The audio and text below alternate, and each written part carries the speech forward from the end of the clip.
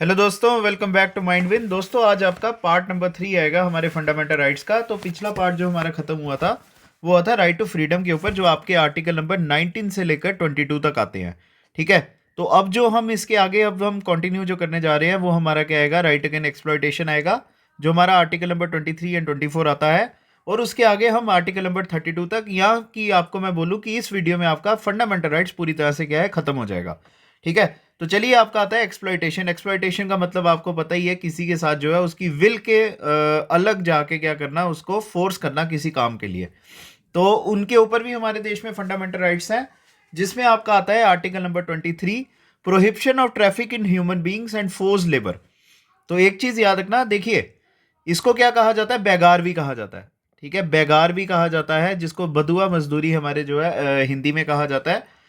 पहले हमारे देश में क्या होता था या पूरी दुनिया में होता था, हम लोगों को फोर्सफुली क्या करते थे, काम करवाते थे। ठीक है, उनको अपने घरों में ले आए या अपने खेतों पे जो है उनसे काम करवाना, पूरा दिन उनको जानवरों की तरह जो है ट्रीट करना हमने।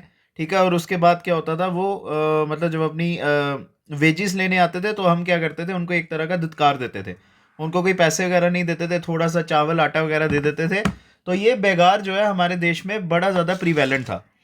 एक चीज मेरे को याद आई है अभी फंडामेंटल राइट्स कराते हुए, अगर आपको जम्मू एंड कश्मीर में पूछा जाए कौन से ऐसे महाराजा थे जिन्होंने क्या किया था, बेगार को या फोर्स लेबर को क्या किया था, बैन करवाया था, वो आते हैं महाराजा प्रताप सिंह जी। ठीक है, कौन थे वो, महाराजा प्रताप सिंह। तो इन्होंने जो है क्या किया था, हमारे यहाँ पे बेगार को बंद करवाया था। ये मेरे को ऐसे ही वीडियो कराते हुए मुझे याद आ गया। तो आर्टिकल नंबर 23 हमारे देश में पूरी तरह से ह्यूमन ट्रैफिकिंग या ह्यूमन बींग्स की जो ट्रैफिकिंग है पूरी तरह से बंद करवाता है। फोर्स लेबर बंद करवाता है। अगर आप बोले ऑर्गन, ठीक है, ऑर्गन की जो आप कहते हैं यहाँ पे माफिया होता है, ये पूरी तरह से हमारे देश में जो है बैंड है, due to article number 23 of the Indian constitution. ठीक है। आप ये भी जानते हैं, ठीक है, आप ये भी जानते हैं कि हमारे देश में कोई भी जो लॉ होता है वो कौन बनाता है, पार्लियामेंट ऑफ इंडिया। तो आर्टिकल नंबर 23 के तहत हमारे देश में ह्यूमन ट्रैफिकिंग या इमोरल ट्रैफिकिंग को बंद करने के लिए पार्लियामेंट ऑफ इंडिया ने, ठीक है, 1956 में, ठीक है, 1956 में एक लॉ लाया था। और उसको क्या कहा जाता है, इमोरल, ठीक है, इमोरल ट्रैफिक प्रिवेंशन एक्ट। ठीक है, इमोरल ट्रैफिक प्रिवेंशन एक्ट। ठीक है। तो ये हमारी इंडियन पार्लियामेंट ने ये लॉ लाया था हमारे देश में इमोरल ट्रैफिकिंग को क्या करने के लिए, बंद करने के लिए। ठीक है। तो आर्टिकल नंबर 23 आपको समझ आ गई, पूरी तरह से बेगार हमारे देश में फोर्स बंद है। अगर आप किसी से काम करवा रहे हैं, तो आप अगर उनको वेजिस नहीं दे रहे हैं, तो वो आपके ऊपर जो है आर्टिकल नंबर 23 के तहत, वो उनका फंडामेंटल राइट है, उनको वेजिस मिलेंगे ही मिलेंगे। तो वो क्या करेंगे, आपके ऊपर क्या कर लेंगे, केस कर लेंगे। ठीक है। एक और चीज़ मैं बता दूं, इसी के तहत हमारे देश में जो है, एक और चीज बता दूं, ये तो आ गया इमोरल ट्रैफिकिंग। तो फोर्स लेबर के बारे में भी हमारे देश में जो है लॉ लाया होगा। तो वो आता है बॉन्डेड लेबर। ठीक है, बॉन्डेड लेबर सिस्टम। ठीक है, bonded labour system abolition act. ठीक है, bonded labour system abolition act जो है पार्लियामेंट ने क्या किया था, इसके ऊपर लाया था। और ये कब लाया था, 1976 में लाया गया था।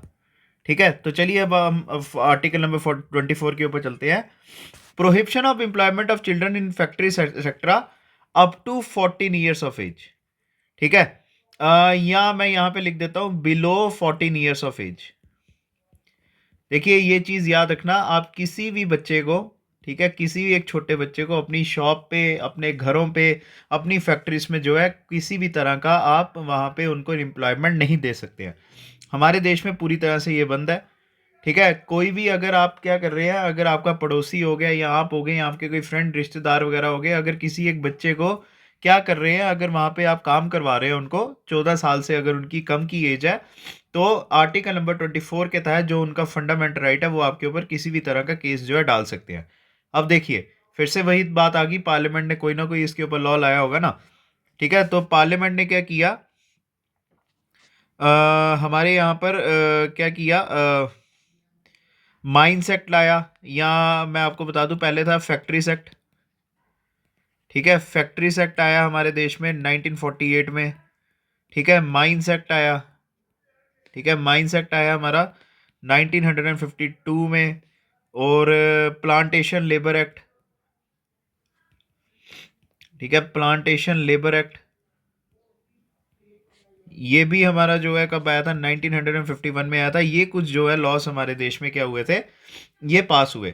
एक और चीज मैं आपको बता दूं, इसमें बच्चों का भी जो है प्रोहिबिशन है। और दूसरा आर्टिकल नंबर 24 हमें एक और चीज कहता है कि कोई भी अगर आप जो है पर्सन को अपने वहां पे फैक्ट्रीज वगैरह में काम करा रहे हैं, तो उनकी जो है कंडीशंस जो है आपकी फैक्ट्री की वर्किंग इन्वायरमेंट होना चाहिए। जैसे आप अगर माइंस में काम करवा रहे हैं, तो आपकी जो लेबर होगी वहां पर आपको उनको जो है सेफ्टी गैजेट्स जैसे जैकेट्स हो गए, नियॉन जैकेट्स होते हैं, या उनके साथ हेलमेट्स हो गए, टॉर्चेस वगैरह हो गए, फायर एक्सटिंग्विशर प्लांट्स जो है वहां पर आपके काम में होने चाहिए। तो ये सब भी जो है हमारे आर्टिकल नंबर 24 में क्या होता है, कवर होता है।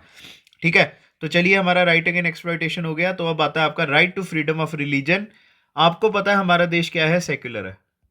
ठीक है। तो हमारे देश की जो सेक्युलरिज्म है, मैंने आपको बताया था प्रियम्बल में जो सेक्युलर है वो हमारा 1976 में 42nd कॉन्स्टिट्यूशन अमेंडमेंट से ऐड हुआ था। पर हमारा कॉन्स्टिट्यूशन जिस दिन बना था ना, उसी दिन हमारा कॉन्स्टिट्यूशन जो है सेक्युलर हो गया था। क्यों? क्योंकि आर्टिकल नंबर 25 से लेकर 28 तक हमारे देश में रिलीजन को जो है पूरी तरह से डिवोटेड थे। ठीक है। तो चलिए अब यही करते हैं, और ये बड़े ज़रूरी आर्टिकल्स हैं आपके लिए। तो ये चलिए अब हम इसको कंटिन्यू करते हैं। सबसे पहले आता है आपका आर्टिकल नंबर 25। आर्टिकल नंबर 25 का है freedom of consciousness, free profession, practice and propagation of religion. इसका मतलब क्या आ गया कि कॉन्शियसनेस, कॉन्शियसनेस का मतलब हो गया कि आप किसी भी रिलीजन को क्या कर सकते हो, किसी भी गॉड को, किसी भी क्रिएचर को क्या कर सकते हो, आप अपने हिसाब से पूछ सकते हो।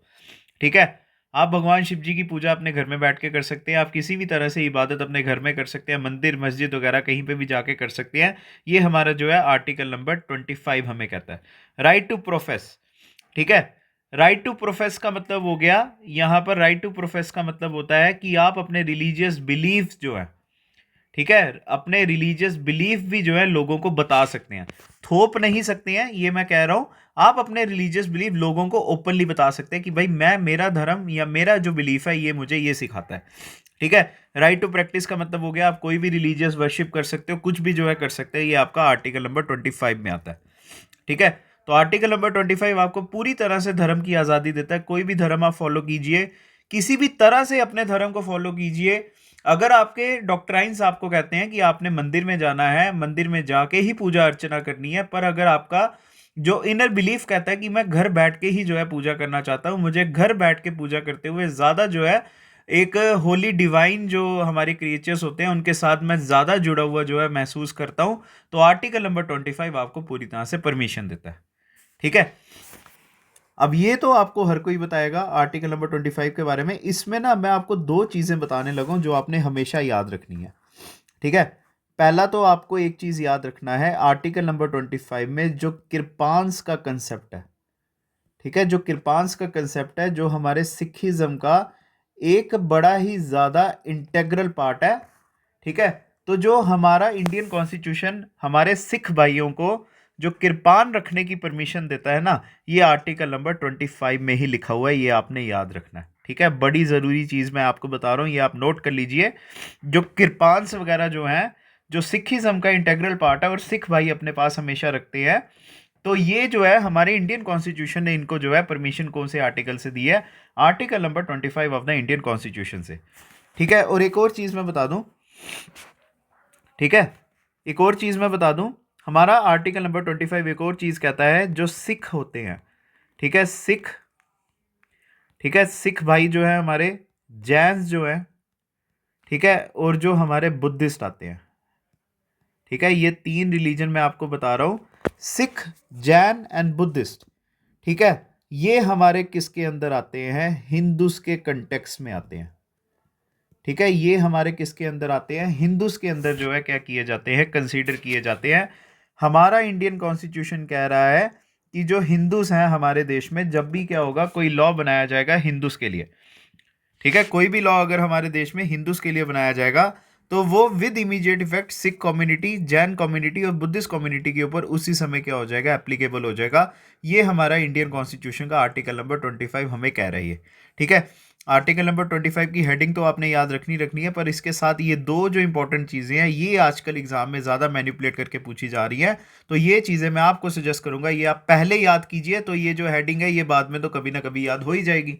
ठीक है।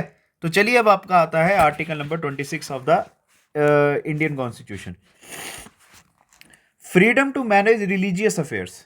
ठीक है, रिलीजियस अफेयर्स का मतलब क्या हो गया, जैसे आप क्या करते हैं, रिलीजियस इंस्टीट्यूशंस बनाते हैं। ठीक है, रिलीजियस इंस्टीट्यूशंस बनाते हैं। ठीक है, एक चीज़ ये आ गई। ठीक है, आप क्या कर रहे हैं, कोई मंदिर अगर आपका है तो आप इसकी प्रॉपर्टीज़ को क्या कर रहे हो, खुद चला रहे हो। या मैं आपको और अच्छी तरह से बताता हूँ। देखिए, आपको पता है हमारे देश में बड़ी ज़्यादा हॉलीडेज होती हैं, जैसे दिवाली की, होली की, ईद आती है। ठीक है, हमारे गुरपुरब आते हैं, फिर बुद्ध पूर्णिमा आता है, या आप और कोई महावीर जयंती कह लो। तो इतने मतलब रिलीजन है, क्रिसमस आता है हमारे यहाँ पर। ठीक है, हर रिलीजन के जो है कुछ इंपॉर्टेंट जो डेट्स हैं उनमें हमारे पूरे देश में क्या होती है, छुट्टी होती है।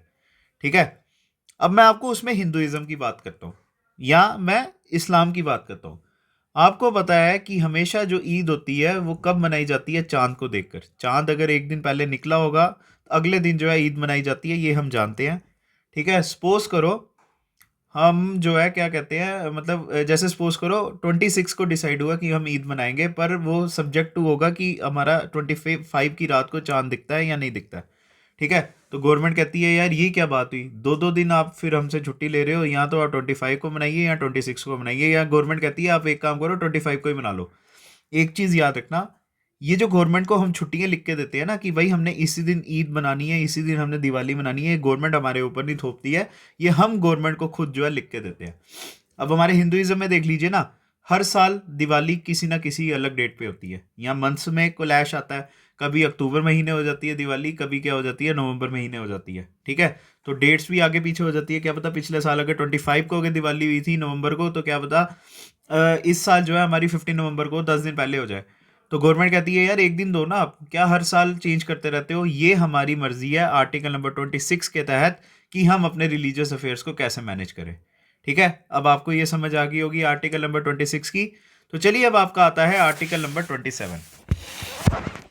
आर्टिकल नंबर 27 आता है, आर्टिकल नंबर 27 है freedom from payment of taxes for promotion of any religion. ठीक है, आर्टिकल नंबर 27 कहता है कि कोई भी पर्सन जो है कभी इसको कंपेल नहीं किया जाएगा किसी तरह का टैक्स देना उन्होंने किसी भी एक पर्टिकुलर रिलीजन की मेंटेनेंस के लिए। या मैं अगर आपको इसको और अच्छी तरह से बताऊं, इसका मतलब क्या हो गया, जो हमारी गवर्नमेंट है ना, वो कभी भी पब्लिक मनी, ठीक है, वो कभी भी जो है पब्लिक मनी, हमारा पब्लिक मनी जो है किसी एक पर्टिकुलर रिलीजन की प्रमोशन के लिए नहीं चलाएंगे। ठीक है, आप देखिए जो टैक्स इकट्ठा किया जाता है वो सबसे किया जाता है, हिंदू से, मुस्लिम से, क्रिश्चियन से, सिख से, सबसे, हर रिलीजन से किया जाता है, बुद्धिस्ट से किया जाता है, जैन से किया जाता है। तो गवर्नमेंट हमारे टैक्स का मनी जो है लेकर बोले कि नहीं हम मंदिर बनवा देते हैं, हम मस्जिद बनवा देते हैं, या हम किसी एक रिलीजन की प्रमोशन के लिए यहाँ पर ये फाइनेंस दे रहे हैं या वो दे रहे हैं, ये आर्टिकल नंबर 27 हमारे देश में हमें मना करता है। और गवर्नमेंट हमसे किसी तरह का धर्म के नाम पे कोई टैक्स भी नहीं ले सकती है। इसी के तहत मंदिर हो गए, मस्जिद हो गए, गुरुद्वारे हो गए, ये किसी तरह का गवर्नमेंट को टैक्स भी नहीं देते हैं। ठीक है, तो ये आ गया हमारा आर्टिकल नंबर 27। पहले तो आर्टिकल नंबर 27 कहता है कि गवर्नमेंट हमारा पैसा, टैक्स पेयर्स का पैसा लेके कभी किसी को नहीं देंगे, किसी पर्टिकुलर रिलीजन को। और दूसरा क्या कह रहे हैं कि ये कोई भी रिलीजियस ऑर्गेनाइजेशन किसी तरह का टैक्स भी नहीं देंगे ये। ठीक है, अब आता है आपका आर्टिकल नंबर 28 जो हमारा right to freedom of religion का लास्ट आर्टिकल आता है, freedom from attending religious instruction और worship in certain educational institution. इसका क्या मतलब हुआ, इसका मतलब हो गया कि कोई भी रिलीजियस जो इंस्ट्रक्शन जो है, ठीक है, ये किसी भी एजुकेशनल इंस्टीट्यूशन में नहीं दी जाएगी। एक स्कूल जो है आपको हिंदुइज्म के बारे में नहीं पढ़ा सकता, सिखिज्म के बारे में नहीं पढ़ा सकता, जैनिज्म के लिए, इस्लाम के लिए किसी तरह से आपको वो थोप नहीं सकता आपके ऊपर।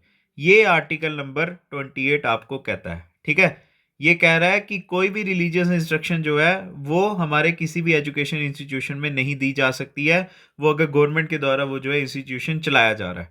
ठीक है, तो ये हमारा क्या हो गया, आर्टिकल नंबर 28 हो गया। तो चलिए अब आपका आता है cultural and educational rights. Article number 29 and 30 क्या करता है, इसको कवर करता है। और ये एक चीज मैं बता दूं, आर्टिकल नंबर 29 एंड 30 हमारा पूरी तरह से किनको डिवोट करता है, माइनॉरिटीज को। ठीक है, चाहे वो सिख भाई हो जाएं, चाहे वो मुस्लिम्स हो जाएं, चाहे वो क्रिश्चियंस हो जाएं, तो ये माइनॉरिटीज के लिए क्या आता है, article number 29 and 30। Article number 29 and 30 हमारी माइनॉरिटीज कम्युनिटीज को जो है क्या कर रहा है, प्रोटेक्शन कर रहा है या शील्ड दे रहा है। Protection of language, script and culture of minorities.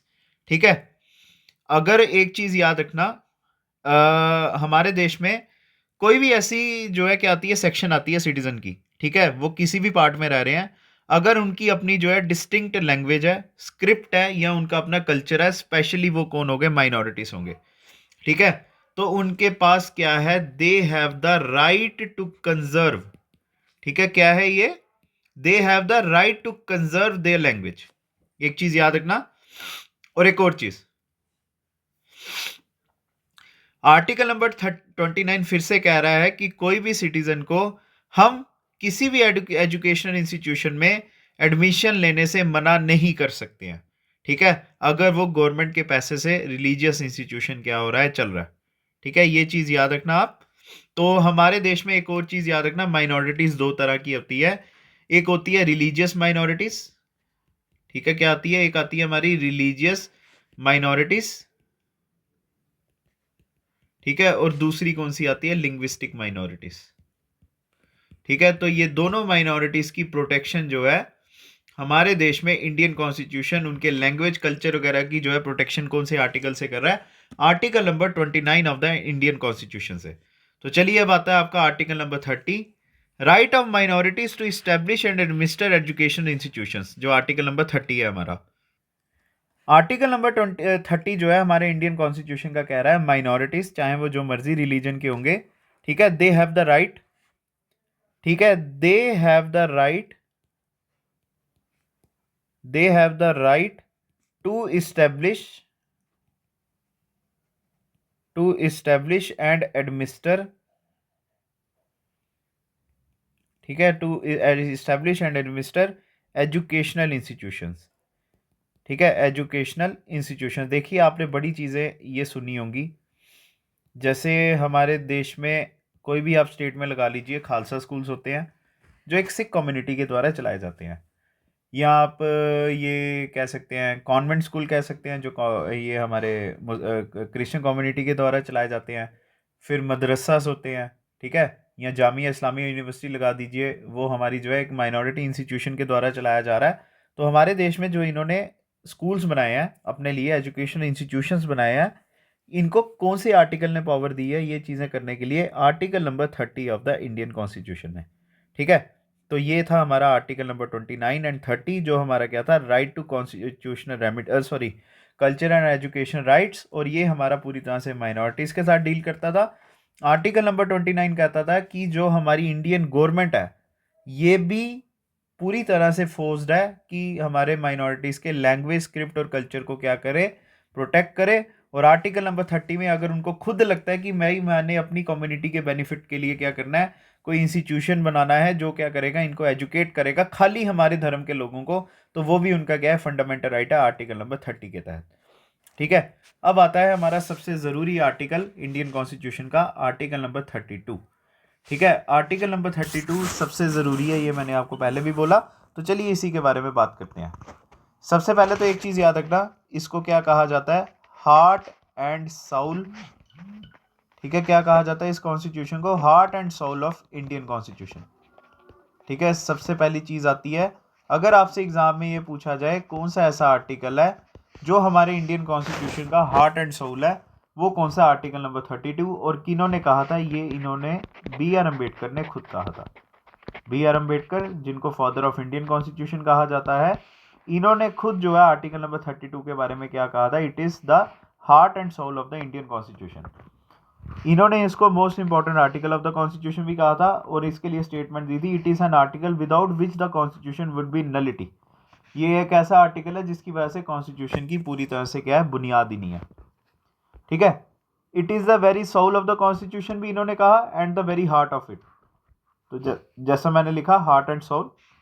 अब एक और चीज़ देखिए यार, मैं आपको एक चीज़ बताऊं, सपोज कीजिए आपकी जान को खतरा, ठीक है, आपकी जान को खतरा, और आपने क्या किया, बॉडीगार्ड्स रख लिए, 5 6 10 जितने भी आपको लगते हैं आपने बॉडीगार्ड्स रख लिए।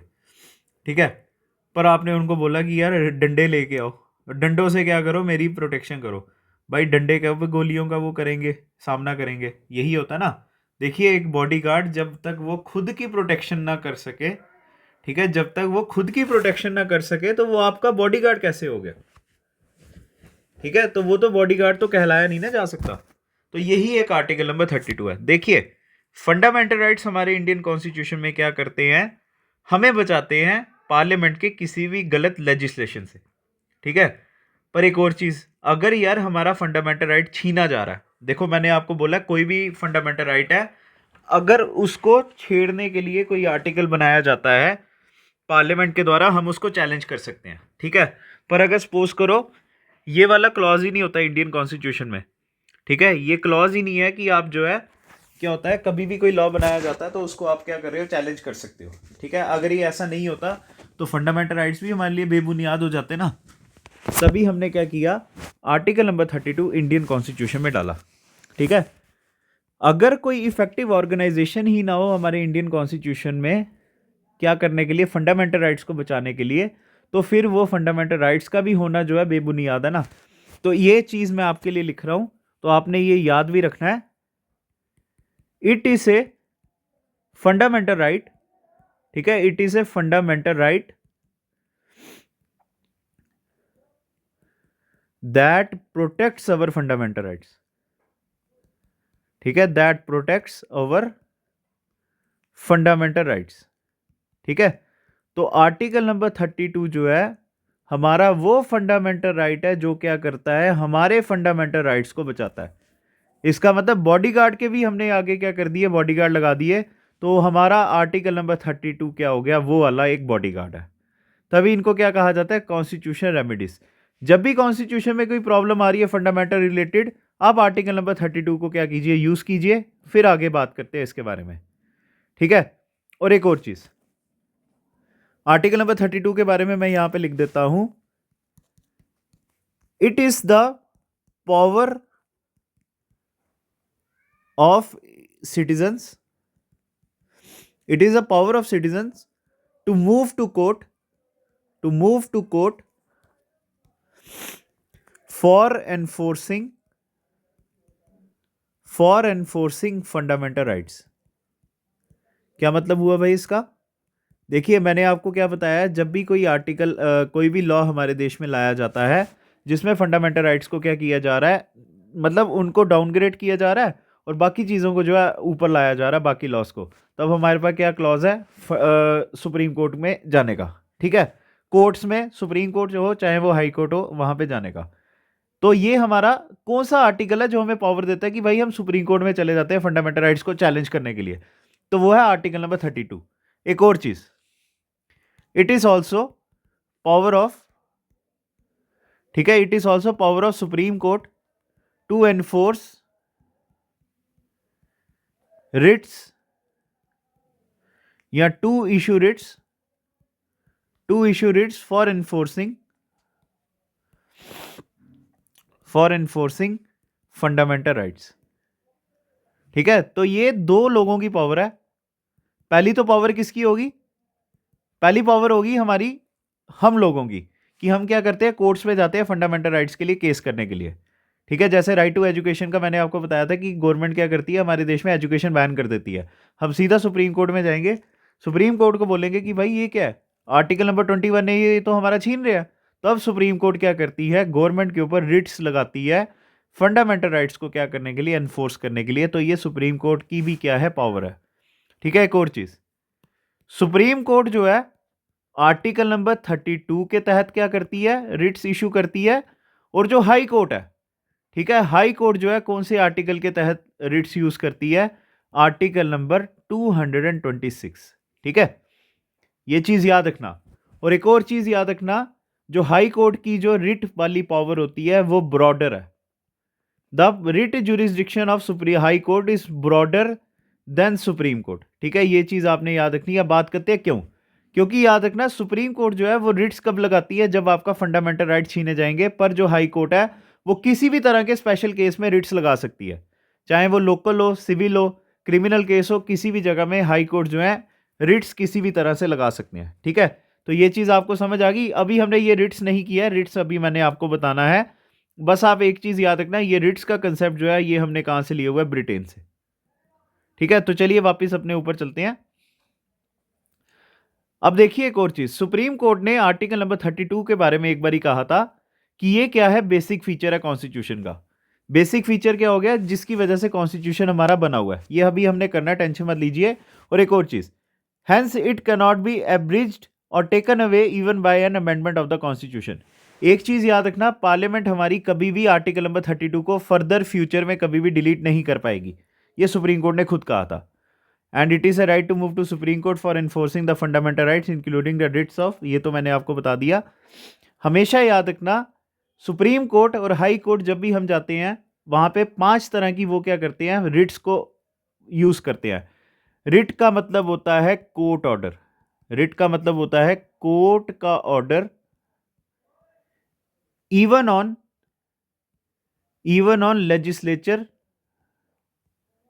Legislature and judiciary. ठीक है, तो कोर्ट्स कभी भी जो है अपना ऑर्डर पास कर सकती है, किन के लिए, लेजिस्लेचर और जुडिशरी दोनों के ऊपर। ठीक है, तो चलिए अब ये रिट्स करवाने वाला हूं मैं आपको, और इनको आपने ध्यान से करना है। सबसे पहले आती है हीबियस कॉर्पस, और यहां पर मैं इनके मीनिंग भी लिखता जाता हूं। और हीबियस कॉर्पस का मतलब होता है टू हैव द बॉडी। ठीक है, क्या मतलब है इसका, टू हैव बॉडी। देखिए, आपको अगर याद होगा, आर्टिकल नंबर 22 के तहत हमारे देश में किसी को भी जेल में विदाउट एनी वारंट नहीं डाला जा सकता। ठीक है, याद है ना आपको, मैं यहाँ पे आर्टिकल नंबर 22 ही लिखता हूँ। ठीक है, आर्टिकल नंबर 22 के तहत आपको किसी को भी विदाउट एनी वारंट जेल में नहीं डाला जा सकता। पर सपोज करो पुलिस वाले ने डाल दिया, हम उनको रिक्वेस्ट करते हैं यार छोड़ दो, पुलिस वाला मनमानी करता, बोलता है मैंने नहीं छोड़ना, जाओ जो करना कर लो।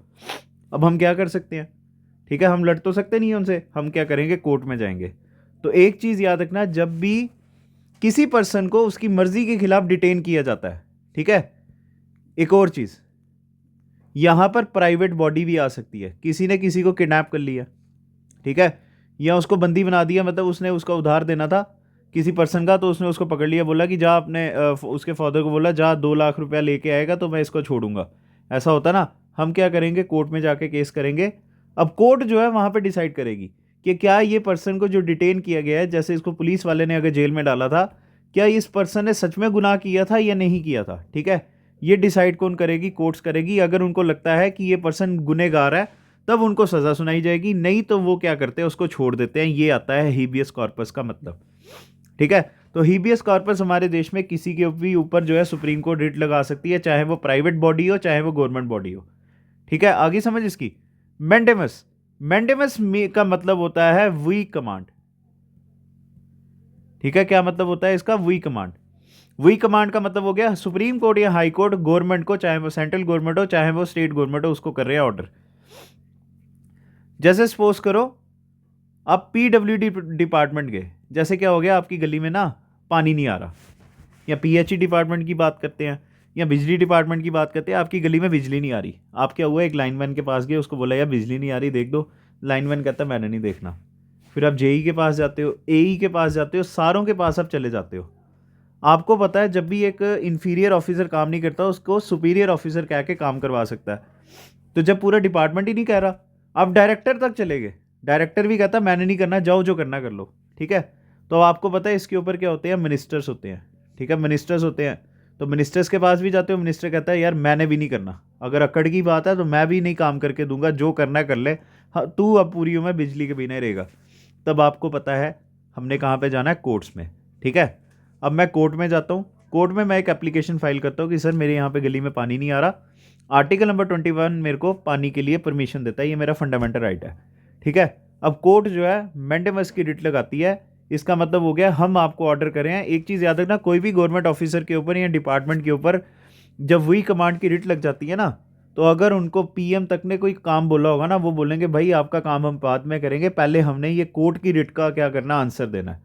ठीक है, तो मैंडेमस की रिट जो है हमारे देश में सुप्रीम कोर्ट और हाई कोर्ट किसी भी गवर्नमेंट डिपार्टमेंट के ऊपर लगा सकते हैं, उनको उनका काम करवाने के लिए। ठीक है, और जब कोर्ट इन्वॉल्व हो जाती है तो डिपार्टमेंट सर के बल चल के भी क्या करता है, उसको काम करता है। और एक और चीज़ याद रखना, जो है वही कमांड की जो रिट है ना, या मैंडेमस की रिट है, ये कभी भी सुप्रीम कोर्ट या हाई कोर्ट किसी भी प्राइवेट बॉडी के ऊपर नहीं लगा सकते, ये भी आपने क्या करना है, याद रखना है। ठीक है, तो चलिए आता है प्रोहिबिशन। प्रोहिबिशन का मतलब आता है टू फॉरबिड। ठीक है, क्या आता है, टू फॉरबिड। एक चीज याद रखना, यहां पर क्या होता है, सुपीरियर कोर्ट जो है हमेशा इंफीरियर कोर्ट्स के ऊपर ही लगाती है। ये एक चीज याद रखना, ये रिट जो है खाली कोर्ट सिस्टम में होती है। ठीक है, ये कहां पर होती है, खाली कोर्ट सिस्टम में होती है। जब भी कोई छोटी कोर्ट, जैसे सुप्रीम कोर्ट है, सुप्रीम कोर्ट की नजरों में हाई कोर्ट है छोटी। ठीक है, हाई कोर्ट ने कोई एक ऐसा केस पकड़ लिया है जो सुप्रीम कोर्ट को लगता है वो उनको केस नहीं लेना चाहिए, वो केस किसके पास आना चाहिए, मेरे पास। तो सुप्रीम कोर्ट जो है हाई कोर्ट के ऊपर प्रोहिबिशन की रिट लगाएगी और बोलेगी ये वाला काम आपने नहीं करना है, ये वाला काम जो है आप इसको विद इमीडिएट इफेक्ट क्या कर दो, रोक दो। ठीक है, सैरिटोरी। सैरिटोरी का मतलब होता है टू बी सर्टिफाइड। ठीक है, इसका क्या मतलब होता है, टू बी सर्टिफाइड। और ये भी किसके लिए, कोर्ट के लिए। देखिए, प्रोहिबिशन का मतलब होता है किसी को रोकना। अब जैसे सपोज करो कोई केस हुआ, वो केस हाई कोर्ट ले रहा था तो सुप्रीम कोर्ट ने उसको रोक दिया, या हाई कोर्ट ने अपने छोटे वाली कोर्ट को जो है क्या किया, रोक दिया कि आप ये वाला काम नहीं कीजिए, ये वाला केस नहीं लीजिए। अब वो केस तो कहीं जाएगा ना। जैसे हाई कोर्ट ने क्या किया, छोटी केस का कोर्ट का जो है केस ले लिया। जैसे सपोज करो कोई क्रिमिनल कोर्ट थी, उसने क्या किया, उसको सजा दी, तो मैंने क्या किया, उसको चैलेंज कर दिया हाई कोर्ट में जाके। अब हाई कोर्ट ने क्या करना है, मेरा वो वाला केस जो पहले मेरे ऊपर फैसला हुआ था उसको नहीं रोकेंगे वो। ठीक है, या उनको छोटी कोर्ट को, जो क्रिमिनल कोर्ट है, उनको जो है एक रिटर्न एप्लीकेशन में लिखेंगे कि जो आपने इसको फैसला दिया ना, या सुप्रीम कोर्ट हाई कोर्ट को बोलेगा कि आपके पास ये केस आया था इस साल, आपने इसको जो है फांसी की सज़ा दी है, तो मैं इसकी फांसी की सज़ा रोक रहा हूँ, या मैं इसके केस को क्या कर रहा हूँ, आगे खुद ओपन कर रहा हूँ। तब वो एक उनको एप्लीकेशन भेजते हैं, और वो एप्लीकेशन कौन सी होती है, सैरिटोरी। ठीक है, और लास्ट में आता है आपका क्यू वारंटो। क्यू वारंटो का मतलब होता है ऑन व्हाट अथॉरिटी। ठीक है, ऑन व्हाट अथॉरिटी और वारंट। ठीक है, चलिए आपको एक बड़ी अच्छी एग्जांपल देता हूं इसकी। हमारे जम्मू एंड कश्मीर में मतलब जैसे सपोज करो कल ना आप किसी पार्टी में गए, या एक पर्सन किसी पार्टी में गया हुआ था, वहां पर ना वो बैठा हुआ था अकेले टेबल में, तो उसके साथ ना कोई आके बैठ गया। ठीक है, तो बैठ गया तो वो उसके साथ ऐसे ही गपशप मारने शुरू हो गया। अब एक ह्यूमन नेचर होता है बेसिक, एक लड़का जो है दूसरे से पूछता है सर आप क्या करते हैं, वो कहता है कि यार मैं डॉक्टर हूँ। ठीक है, तो वो उसको कहता है यार फिर तो अच्छी बात है, मैं भी डॉक्टर हूँ, हम दोनों कोलीग्स हो गए। ठीक है, तो वो उसको ऐसे ही पूछ लेता है सर आप कौन सी पोस्ट में हो, वो उसको कहता है कि मैं ना असिस्टेंट रजिस्ट्रार हूँ। ठीक है, तो वो उससे पूछता है यार सर फिर आप मेरे सीनियर हुए क्योंकि मैं अभी एक इंटर्न हूँ या पीजी हूँ, जो भी हूँ मैं। ठीक है, तो वो उसको पूछता है सर कौन सी ब्रांच है आपकी XYZ करके, या आप कब पास हुए थे, तो वो उसको कह देता है यार मैं पिछले साल पास हुआ हूँ। तो वो ना उसके दिमाग में आता है यार बंदा एक साल अगर पहले पास हुआ तो वो असिस्टेंट रजिस्ट्रार कैसे लग गया। ठीक है, या मैंने आपको कभी देखा नहीं। तो फिर इतनी देर में क्या होता है, वो जो सीनियर डॉक्टर उसके सामने बातें कर रहा था, तो उसको लगता है कि यार मेरी चोरी पकड़ने वाली है, पकड़े जाने वाली है, तो वो क्या हो जाता है, वहाँ से भाग जाता है। ठीक है, अब जो पर्सन था उसके दिमाग में आया नहीं है कि यार इसने पक्का पैसे दे के जॉब ली है, यहाँ तो ये झूठ मार रहा है। ठीक है, यहाँ ये झूठ मारा कि ये डॉक्टर है, पर झूठ भी नहीं मारा, मैंने इसे मेडिकल टर्म्स पूछी तो ये इसने बिल्कुल आंसर सही दिया। पर मेरे को 100% गारंटी है इसने ना अपनी कोई अप्रोच लगा के या बैकडोर एंट्री से क्या की है, जॉब ली है। ठीक है, अब मैं क्या करूंगा, डिपार्टमेंट में जाके या कोर्ट में जाके क्या करूंगा, केस करूंगा। तो एक चीज़ याद रखना, क्यू वारंटो की रिट कब यूज़ होती है, जब भी कोई एक पर्सन एक ऐसी गवर्नमेंट पोस्ट पे बैठा हुआ है जो वो पोस्ट डिजर्व नहीं करता। ठीक है, जैसे एक पर्सन है उसकी प्रमोशन होगी, वो AE या AEE या XCN या सब इंस्पेक्टर या इंस्पेक्टर या DSP या SP कुछ भी बना, पर वो डिजर्व नहीं करता। ठीक है, या उसने पैसे दे के जो है वो पोस्ट लिया, तब हम क्या करेंगे, कोर्ट में जाके क्वेश्चन करेंगे कि भाई ये बंदे की जॉब कैसे लगी। अब कोर्ट जो है पूरे डिपार्टमेंट से इंक्लूडिंग दैट पर्सन एक रिट लगाएंगे, और उस रिट के थ्रू पूछेंगे कि सर बताइए ये लगा तो लगा कैसे, और उस रिट को क्या कहा जाता है, क्यू वारंटो। ठीक है, तो चलिए फिर आपकी ये 5 रिट्स खत्म होगी, आर्टिकल नंबर 32 खत्म हो गया। उम्मीद है आपको समझ आई होगी, और जैसा मैंने पहले भी बोला था अगर कुछ आर्टिकल नहीं समझ आए होंगे तो आप मुझसे मैसेज करके भी पूछ सकते हैं, मैं आपको अलग से इसके बारे में समझा दूंगा। ठीक है, तो चलिए अब आपके 2 आर्टिकल बचे हुए हैं। पहला आता है article number 33, armed forces and fundamental rights. Armed forces and fundamental rights कहता है कोई भी हमारे देश में इंडियन आर्मी होगी। ठीक है, इंडियन आर्मी आ गई हमारी, IAS हो गए। ठीक है, IAS हो गए, IPS हो गए, ये कुछ लोग जब हमारे देश में ये जॉब्स एक्वायर कर लेते हैं तब उनके फंडामेंटल राइट्स वो यूज़ नहीं कर सकते हैं। ठीक है, ये चीज़ याद रखना। और आता है हमारा martial law and fundamental rights, article number 30। फिर से बता दूं, हमारे देश में आईएएस, आईपीएस, इंडियन आर्मी के कुछ फंडामेंटल राइट्स नहीं है। क्यों? आर्टिकल नंबर 35 कहता है कि जब आप गवर्नमेंट जॉब कर रहे हैं, आप हमारे यूनियन ऑफ इंडिया को सर्व कर रहे हैं, तब आपको फंडामेंटल राइट्स यूज़ करने की ज़रूरत नहीं है। ये फंडामेंटल राइट्स किन के लिए होते हैं, ये चीज़ याद रखना, सिटीजन्स ऑफ इंडिया के लिए। ठीक है, तो चलिए आपका नेक्स्ट आता है martial law and fundamental rights. Article number 34 कहता है कि हमारे देश में जब भी किसी एरिया में मार्शल लॉ लगेगा तब fundamental rights including article number 20 and 21 पूरी तरह से क्या हो जाते हैं, सस्पेंड हो जाते हैं। वहाँ पर आर्मी को लॉ एंड ऑर्डर को मेंटेन करने के लिए पूरी अथॉरिटी है, चाहे वो किसी को डेथ पेनल्टी दे, किसी को कहीं से भी उठा के कहीं पर भी डिटेन कर ले, कुछ भी वो कर सकते हैं। हमने उनसे किसी तरह का क्वेश्चन नहीं करना है। तो ये आ गया हमारा मार्शल लॉ। और एक और चीज़ याद रखना, मार्शल लॉ का हमने कंसेप्ट जो है, ठीक है, कंसेप्ट हमने कहाँ से लिया हुआ है, ये लिया हुआ है ब्रिटेन से। ठीक है, तो फाइनली दोस्तों अब आपका फंडामेंटल राइट्स होते हैं ख़त्म। कुछ भी अगर आपको नहीं समझ आएगी इस एक वीडियो, ये मतलब ये जो 3 वीडियोस मैंने बनाई है, इनको एक बारी फिर से रिवाइंड करके देखना। फिर भी नहीं समझ आएगी तो भाई फिर तो हम ही हैं। और कल हमने जो है क्या करना है, इसके बाद MCQs ही करने हैं फंडामेंटल राइट्स के। तो जो आपकी प्रॉब्लम होगी वो MCQs से कवर हो जाएंगे। ठीक है, तो चलिए फिर नेक्स्ट वीडियो आपके MCQs ऑन फंडामेंटल राइट से आपसे मिलेंगे। तो आपसे रिक्वेस्ट है, वीडियो ख़त्म होने के बाद जो मैं करता हूँ, अगर आपको हमारी वीडियो पसंद आई होगी तो वीडियो को लाइक ज़रूर कीजिएगा। कमेंट सेक्शन में बताइएगा कि क्या ये वीडियो बेनिफिशियल थी या नहीं थी। अगर आप हमें कोई सजेशन देना चाहते हैं या हमारी कोई गलती होगी हमसे, अगर आप उसके लिए हमें क्रिटिसाइज़ करना चाहते हैं तो कमेंट सेक्शन हमारा हमेशा के लिए ओपन है।